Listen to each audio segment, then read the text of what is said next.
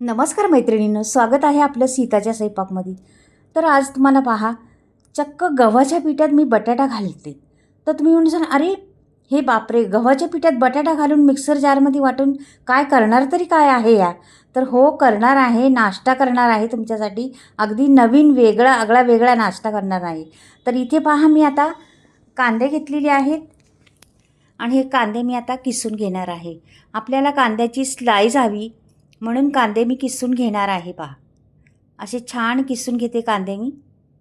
पहा, आपण कापले तर त्याला खूप म्हणजे वेळ जातो आणि असं केलं तर पटकनी होतात. म्हणून आपण कधी पण ना असं किसून घ्यायचे आणि असं मग सुट्टे होतं. पहा, एकदम सुट्टे होतात. आपली पाहिजे तेवढे आपल्याला भेटतात. पातळ पातळ स्लाईस निघतात. तर अशा पद्धतीने तुम्हाला इझी काम बरोबर होतं, अगदी मस्त. तर अशा पद्धतीने करा. कांदे जर लांबडे लांबडे तुम्हाला करायचे असले तर किसले तर पटकनी होतात. तर आपल्याला फायदाच आहे तो.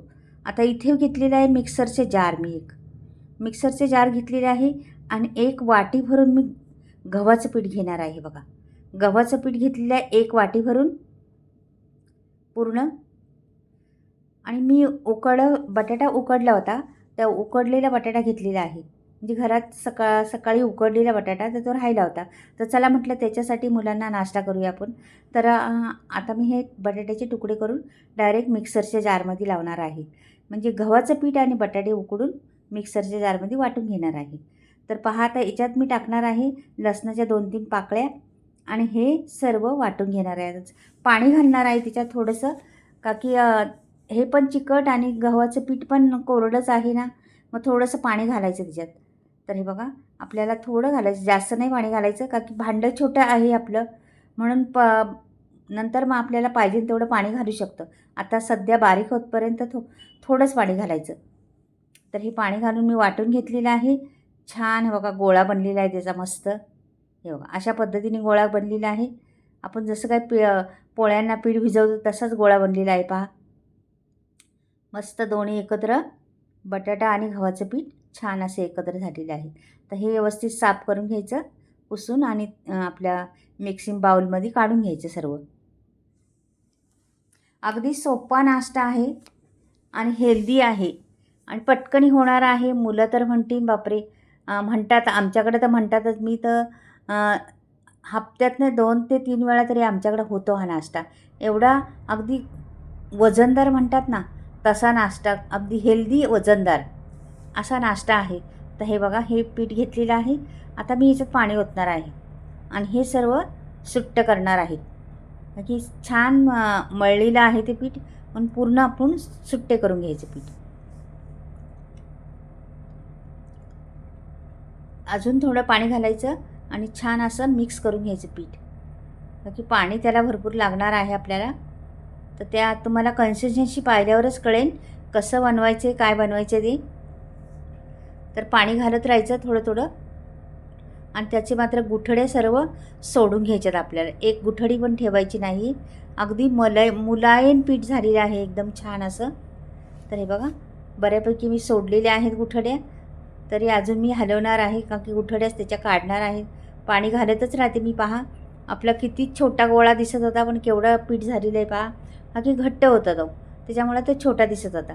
पण आता छान पीठ असं झालेलं आहे. आपल्याला हवी ते पीठ भेटलेलं आहे. आता छान गुठळ्या अशा सोडून घेतलेल्या आहे बऱ्यापैकी आपण. आता ह्याच्यात आपल्याला जिन्नस घालायचे. तर पहा, आता मी काय काय घालते जिन्नस तुम्ही पाहत आहे. व्यवस्थित साफ करून घेते आधी, का की गव्हाचं पीठ पण चिकट असतं आणि बटाटा पण चिकट असतो, त्याच्यामुळं चिकटपणा जास्त आहे त्याला.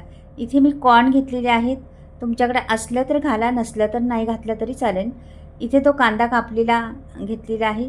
2 कांदे होते आपल्याला. मिरच्या पण 2-4 कापलेल्या आहे, 4 मिरच्या, आणि कोथिंबीर घातलेली आहे. एवढं साहित्य घातलेलं आहे.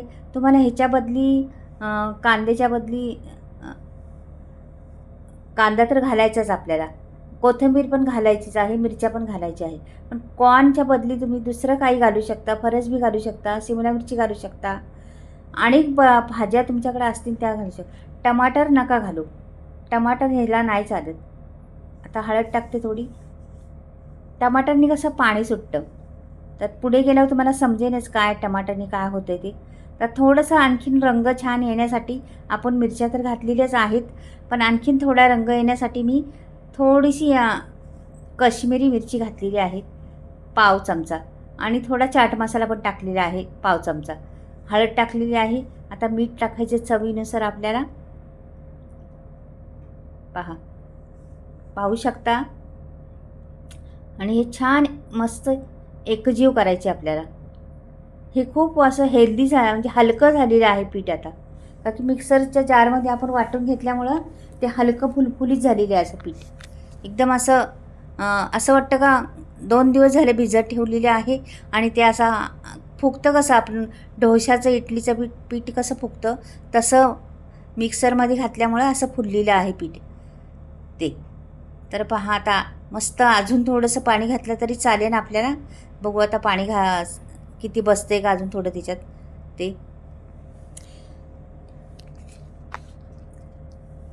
याच्यात आपल्याला त्याच्यात जिरं पण टाकलं होतं मैत्रिणी, तुम्हाला लक्षात आलं असेल, मी सांगायचं विसरले. जिरा पण टाकलं होतं 1 चमचा, अर्धा चमचा असं. आता मला थोडासा म्हणजे अर्धा हे ना तो मला विनो घालायचा त्याच्यात. मग आणखीन आपली ही जिन्नस आहे ना, हे बनवणार आहे नाश्ता आपण ना, अर्धाच पाऊस घातलेला आहे. तर तो अगदी हेल्दी झाला पाहिजे, म्हणजे हलका फुलका झाला पाहिजे, जाळीदार झाला पाहिजे, का की लगेच करतो आहे आपण ना त्याला, जरा पण थांबत नाही आपण. तर हे छान मिक्स केलेलं आहे पहा. हा नाश्ता किती खावं किती नाही असं होतं. आमच्याकडे तर खरंच मुलं एकदम खुश होतात हा नाश्ता केल्यावर.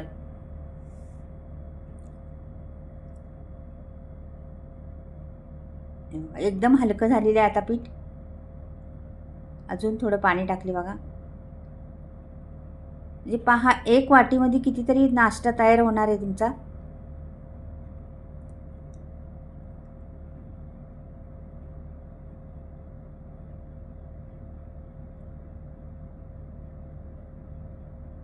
छान आता मिक्स करून झालेलं आहे आपण.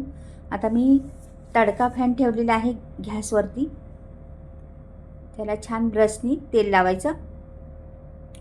सगळीकडून तेल लावल्यामुळं चिकटणार नाही ते, का की आहे सगळं चिकटणारच ते. बघा आता ओतलं आपण, बॅटर ओतून घेतलं त्याच्यात.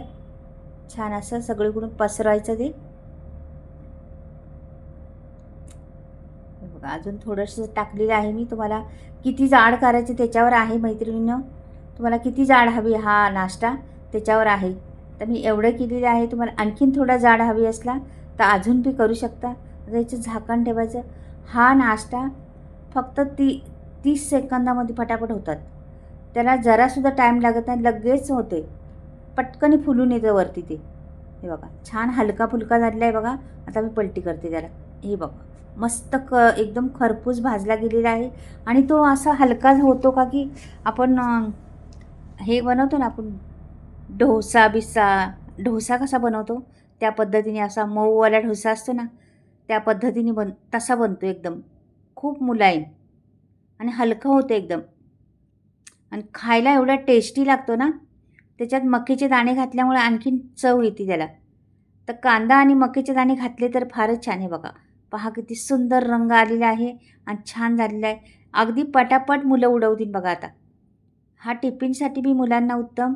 आणि हा नाश्ता तुम्ही पाहुणे आल्यावर बनवू शकता पटकनी, किंवा तुम्ही मुलांना टिफिनला देऊ शकता, किंवा तुम्ही स्वतःसाठी बी बनवू शकता आणि खाऊ शकता. खरंच म्हणजे प्रत्येक गोष्ट मी सांगत असते, ह्या आल्यावर बनवू का तेव्हा आल्यावर बनवू. आपलं स्वतःचं काय आहे, स्वतःसाठी बी काहीतरी करावं आणि स्वतःसाठी बी बनवा आणि खा. तर परत बघ अगदी मी पटापट बनवून दाखवते बघा तुम्हाला. किती होईल त्याचे, भरपूर होतात त्याचे, का की एकच वाटी मी घेतलेलं आहे आणि खूप मुलायम एकदम होतात मस्त. आणि एवढी टेस्ट आहे ना त्याला. हा तुम्ही म्हणजे पाहिल्यावर बनवणारच नक्की. संध्याकाळी म्हटलं तरी बनवणार. आज पाहिला ना लगेच संध्याकाळी बनवणार. एवढा टेस्टी होतो, एवढा छान नाश्ता होतो. अगदी मुलांना ना द्या तुम्ही टिफिनला. खरंच मुलं तर खुशच होतात पाहून. तुम्ही ह्याला काय नाव द्यायचं ते देऊ शकता मैत्रिणी कमेंटमध्ये. तर मी आपले नाश्ताच बोलते आणि वेगळं म्हटलं तर पराठा बोलू शकते किंवा डोसा बोलू शकते, गव्हाच्या पिठाचा डोसा हे बोलू शकते. आणखीन तुम्हाला काही नाव हवे असलं, तुमच्या लक्षात आलं असलं तर कमेंटमध्ये नक्कीच मला द्या. आणि कसा वाटला हा झटपट होणारा नाश्ता तो पण कळवा मला कमेंटमधून. आणि पाहत राहा व्हिडिओ. लाईक नसलं केलं तर नक्कीच लाईक करा, सबस्क्राईब करा. तुम्हाला नवीन नवीन व्हिडिओ पाहायला भेटतील मग त्या ह्या चॅनलवरचे सीताचा स्वयंपाक म्हणून. माझे अजून एक चॅनल आहे मैत्रिणीनं, सीता नेहरे किचन रेसिपी. ते पण खूप चालते चॅनल, त्याच्यावर पण तुम्ही पाहत राहा. रेसिपी खूप छान छान असतात रेसिपी त्याच्यात पण. हे बघा अगदी मस्त झालेला आहे, मुलायन एकदम, तोंडात टाकताच गायब होणार हा नाश्ता एवढा. ह्याच्याबरोबर दुसरं काहीच नको आपल्याला. हे बघा झाला पलटी, पहा किती सुंदर, अगदी मस्त आहे बघा. आणि तुम्ही पहा झालेला आहे आपला नाश्ता पूर्ण. रंग एवढा सुंदर येतो त्याला आणि जाळी एवढी पडलेली आहे ना, खूप छान. नक्की करून पहा आणि कमेंटमध्ये मला सांगा. तर चला बाय, परत भेटूया.